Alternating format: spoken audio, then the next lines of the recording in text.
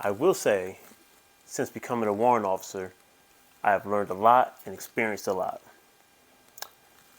This is an ongoing traveled road, obviously, that hasn't ended.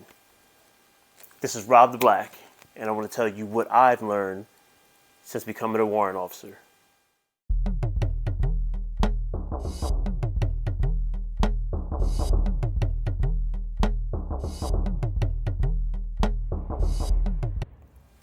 So of course, there are many things I've learned since I've become a warrant officer. I've been a warrant officer since 2015, July 2015, Fort Rucker, Alabama.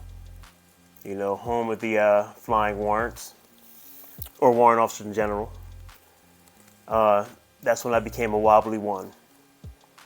That's when I went from Staff Sergeant Robinson to WO1 Robinson.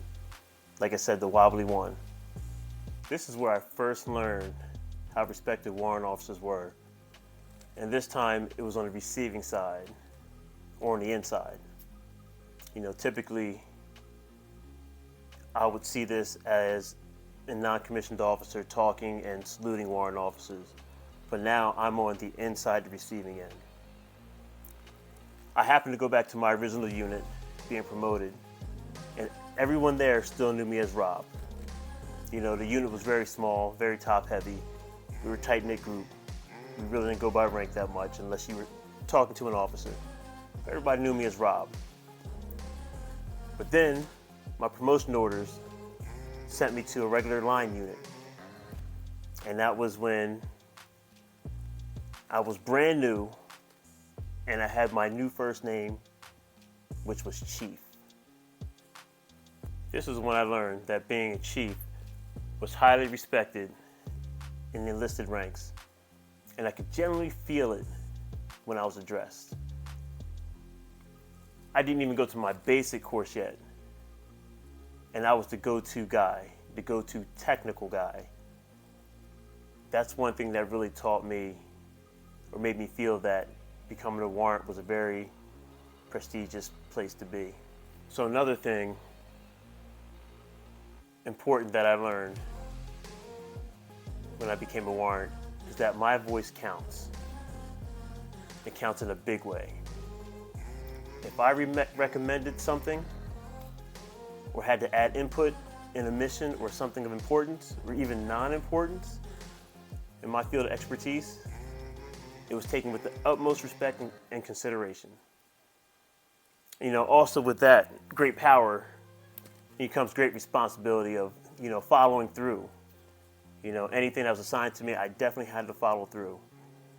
But it wasn't like when I was enlisted and my suggestions had to be vetted by a warrant or a regular O-grade officer. Right there let me know that as a warrant, my voice means something. I also learned that as a warrant officer, that I'm an officer in the United States Army with the same respect, customs, and courtesies as the O-grades. So many people think that as a warrant, you aren't an officer. That's definitely not the case.